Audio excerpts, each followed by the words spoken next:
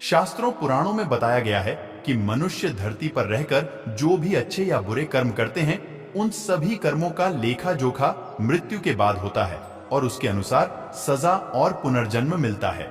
ईश्वर की दृष्टि में जो अच्छे कर्म यानी आपके अच्छे काम होते हैं उसे पुण्य कहा जाता है और जो बुरे कर्म होते हैं उन्हें पाप कहा जाता है।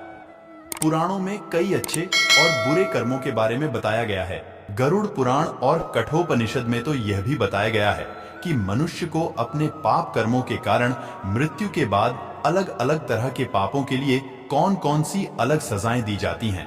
गरुड़ पुराण में उल्लेख मिलता है कि मनुष्य धरती पर जो कुछ भी पाप करता है उन सभी पापों की अलग अलग सजा बारी बारी से मिलती है। यम के न्याय में किसी भी पाप की सजा से बचा नहीं जा सकता है। गरुड़ पुराण में बताया गया है कि परस्त्री पुरुष संबंध रखने वाले को लोहे के गर्म सलाखों को आलिंगन करवाया जाता है। जो पुरुष अपने गोत्र की स्त्री से संबंध बनाता है उसे नर्क की यातना भोग कर लकड़बग्घा अथवा शाही के रूप में जन्म लेना पड़ता है। कुंवारी अथवा अल्पायु कन्या से संबंध बनाने वाले को नर्क की घोर यातना सहने के बाद अजगर योनि में आकर जन्म लेना पड़ता है।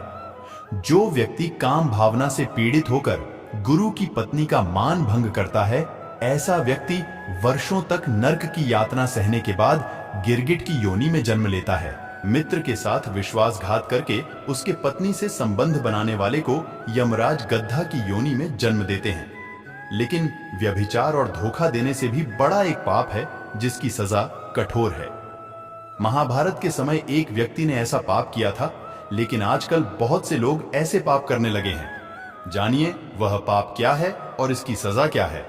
भगवान श्री कृष्ण के दृष्टि में जो सबसे बड़ा पाप है वह है भ्रूण हत्या। महाभारत युद्ध समाप्त होने के बाद जब द्रोणाचार्य के पुत्र अश्वत्थामा ने उत्तरा के गर्भ में पल रहे बालक परीक्षित पर ब्रह्मास्त्र का प्रयोग करके उसकी हत्या कर दी, तब भगवान श्री कृष्ण सबसे अधिक क्रोधित हुए थे। भगवान श्री कृष्ण ने उस समय ही यह घोषणा कर दी थी कि अश्वत्थामा का पाप सबसे बड़ा पाप है, क्योंकि उसने एक अजन्मे बालक की हत्या की थी।